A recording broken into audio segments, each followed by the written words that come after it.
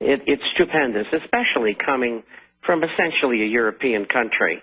And I've been to Iceland several times, and I didn't spend a lot of time there, but they're typically Nordic people. And right is right, wrong is wrong. It's very simple to them. And they didn't create the debt. The people who had the banks did that. They were the ones that went under, not the public. And now Greece is into several months of rioting and strikes. The AP reported the entire air system is at a standstill. Doesn't look like it's going too well for the bankers. Will they be able to do what they've done in Latin America and other countries? We'll be right back with Bob Chapman. Stay with us.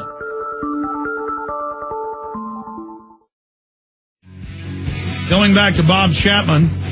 Bob, when we get up here every week, we tell people the future of the world's destiny is being set up right now. We're not joking around with people. We've had this predatory banking system in control of the U.S. for close to 100 years. They've been in control of Europe for over 200. They have built massive power out of this. They have used our military to be their muscle. They are setting up a police state worldwide. They are eugenicists to boot, that once they get total control, they want to carry out the orderly extermination of the population. That sounds crazy, but that's the reality, and truth is stranger than fiction. I just can't telegraph to the listeners out there, especially new listeners, how dire the situation is. And yes, it's positive that people are waking up, but if we could only educate people fully on just how serious it is and just how corrupt this elite is, I know we could beat it even faster, because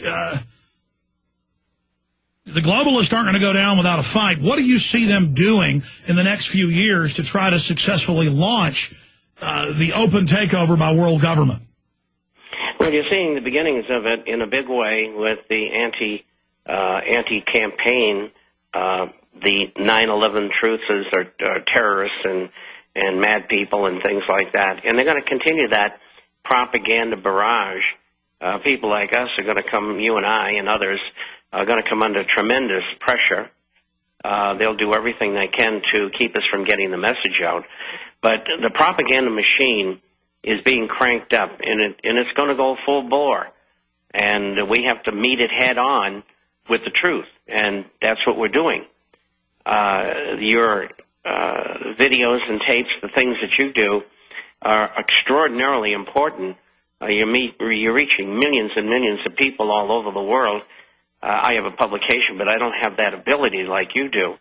And so it's very, very important that you continue to do what you're doing, because you have to be the spearhead of meeting the enemy, because you've got the equipment to do it and the knowledge and the following as well to continue to do what you're doing. And so I think that's the most important factor, is challenging them and going ahead, coming up with new ideas, and telling the public, beat on the door of Congress, and in the process throw the old guys and gals out and put new people in. Now, you talked several years ago, actually 10 years ago, you wrote about what would happen in Europe. You picked Greece to go first. And it's come out in the news now that they knew this was going to happen. It was all engineered. EU wants answers on Wall Street roll and Greek debt, EU Observer today. So we know their battle plan going into the future. What chain of events do you see happening? What nations will go under next as snacks to the bankers, and when will they try to fully pull the U.S. down? I mean, we know they started the process in 2008, but when do they plan to fully decapitate the republic? Well, I've spoken on the program here before about this, and I think what they're going to do, there are 19 nations on the edge of bankruptcy. Iceland is probably the leader of the pack, and that includes the United States and Great Britain. And I think by the end of next year, they will try to bring about a meeting which will allow all of the players, nations, to devalue their currencies simultaneously and default on debt, and there'll be ratios which they'll use it. They've already figured out how they're going to do it. And I think that's the way that they will finally try to bring the world, and particularly the United States and Western Europe, to its knees. And because that will usher in a deflationary depression. And this is what I think that they're planning. The tip of the iceberg has been Iceland and Greece, and then you have all the other underlying players, and they're going to bring them all down together, I think. And because that's more acceptable to people. If you pick off Greece or Iceland or any other country one at a time, there's great consternation among the people who are within that country.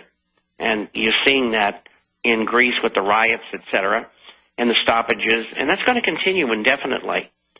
And they really don't want that. So they'll shut them up by saying, oh, here's your austerity measures. We're going to give you some credit.